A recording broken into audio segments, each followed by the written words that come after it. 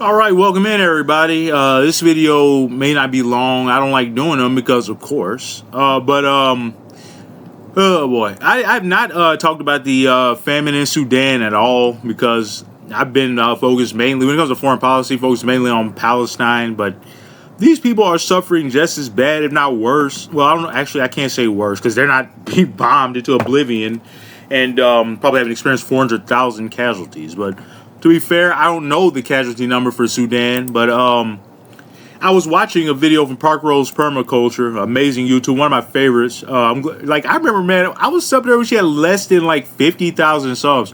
Her channel has blown up like grown like a weed. It's insane. Anyways, I subbed to her like shortly after Trump took office, and she was like mainly on TikTok, I think, but she kind of moved over to YouTube and blew up. I don't know why I'm not a paid member. I can do $3. Well, I don't know. It might show my credit card. I do that on my own time. Anyways, evidence. So I looked up, did the United States make Sudan famine worse? By the way, I got it from her. She mentioned Sudan. And evidence suggests the United States actions have exacerbated the famine in Sudan. Because, of course, man, like, how can anybody be an American taxpayer of good conscience right now? Like, I never, like, say people should, like, not pay their taxes. But, man, at this point, it's like, you'd probably be saving lives. Like, because all that shit just goes to bombs, starving people. The USAID cuts are inexcusable. It's like, why even pay taxes? Anyways, I never would have said this just a year ago. Like, being anti-taxes, but you're funding evil. And plus, our tax money is going to be funding this ICE expansion at home where they think they're going to be locking up American citizens in concentration camps. Man, I've been pretty explicit lately, and I'm getting to the point where I'm tired of having to hold my tongue. I'm not going to die in a concentration camp. If you tried to throw me in one of those, I'm just going to shoot you. I'm just going to say it. You know, I can be explicit about that. We have a Second Amendment right here. And why was it okay for the Founding Fathers to talk about watering the tree of liberty with the blood of tyrants? Why can't I speak that way? Why can't I talk like Thomas Jefferson? I'm just as big of a patriot as he was. I'm not dying in a concentration camp. I believe in human rights, and I believe in my rights above all else. And I'm not dying in a concentration camp. I'm going to take you out. You get a first-class ticket to hell. You try to fuck me. Anyways, let's read this in the video. I'm not fucking around. I'm well armed and I'm ready, motherfucker. Reports in organizations like the UN, Al Jazeera, and BBC, but no American outlets, funny, have noted that the United States' decision to cut aid to Sudan has worsened the ongoing famine in the country. And of course, it's a bunch of black people, so nobody cares. Nobody cares. If it was a bunch of white people, it would never happen in the first place. Oh, it's a tragedy. It's a white genocide. And it would be. I call Ukraine a white genocide.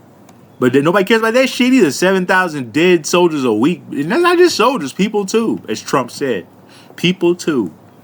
Reduction in aid. The United States, particularly through USAID, was a significant donor of humanitarian aid to Sudan. And Elon Musk cut this out because he's a fucking racist. He's a white South African bigot, which is why he wanted these black people to die. And people need to say that shit explicitly. People I'm trying to act like racism doesn't exist. Racism is the main driver for a lot of evil in the world. It's like the main driver. It's the main driver for all the evil against people of color. Was a significant donor of humanitarian aid to Sudan. The suspension of the aid, or at least a significant part of it, directly cut off a crucial lifeline for many Sudanese relying on food, health services, and other essentials provided through organizations like the Emergency Response Rooms, ERRs, and the community kitchens. Like, what do you get out of this? Why do you want to starve these fucking people? I understand racism, but what the fuck do you get out of that? Like, how is starving people thousands of miles away going to make your life better here in the United States? You still live in a fucking trailer park. I'm talking to the hateful motherfuckers. What does this do for you? You're not going to get that aid, stupid. You're still going to starve. Closure of feeding centers. The aid cuts led to the closure of hundreds of community kitchens, a disruption of other vital... Man, how the fuck do you think these people feel? They had been going to these kitchens, getting their little meager rations for all this time, and now you just take it away completely. How the fuck do you think these people feel? How would you feel if this was your family? That's the problem with America. No empathy. That's the problem with the right wing. It's not America. Left wingers have empathy. Right wingers have no empathy for anybody outside of their own little tiny little group. their family, and if they even have any friends. And these people are a problem, a cancer that needs to be cut out.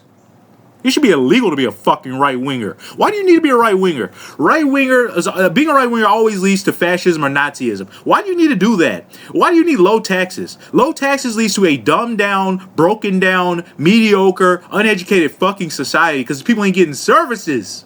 Why does anybody need to be a right-winger? You're a fucking lazy piece of shit.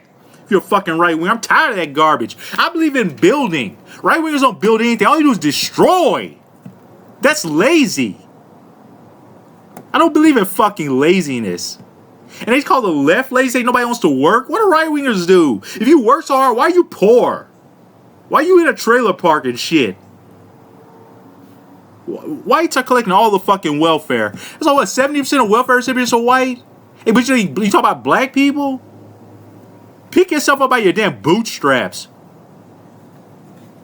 Sick of this garbage. A white supremacist country, got white people complaining. There's people in Sudan ain't gonna eat it all. You grow the hell up.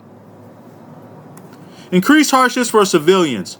While the famine is primarily a consequence of the ongoing conflict, and I don't care who I'm offending, white people need to be talked to like this. You just never had a black man talk down to you like this. Because either they're afraid or don't have the ability. But I'm articulate and I'm not afraid of any fucking body. I don't like you fucking people. I'm talking about the hateful right-wingers. I love white people. I hate white trash. While the famine is primarily a consequence of the ongoing conflict, I hate anybody that's uneducated. I hate white trash, black trash, Latino trash, Asian trash. Anybody that voted for this rapist, I hate you. Because you're uneducated scum or hateful. And aid has undeniably exacerbated the already dire humanitarian situation, particularly for civilians caught in the crossfire and facing extreme food insecurity. Let's wrap it up. It's important to remember that the situation is complex, with multiple factors contributing to the famine in Sudan, including the ongoing civil war, blockade of aid by warring parties, climate shocks, and pre-existing vulnerabilities. But we made it way worse. We didn't make it better. However, the U.S. AID cuts are highlighted as having significantly worsened the crisis, especially for those relying on the assistance that has been severely curtailed or halted by white fucking hatred. But just remember, white guys, like I said, cutting off aid to Sudan ain't gonna make your life any better. You're still gonna be paying $4,000 extra a year due to these tariffs that your boy did unilaterally, and you're still gonna suffer.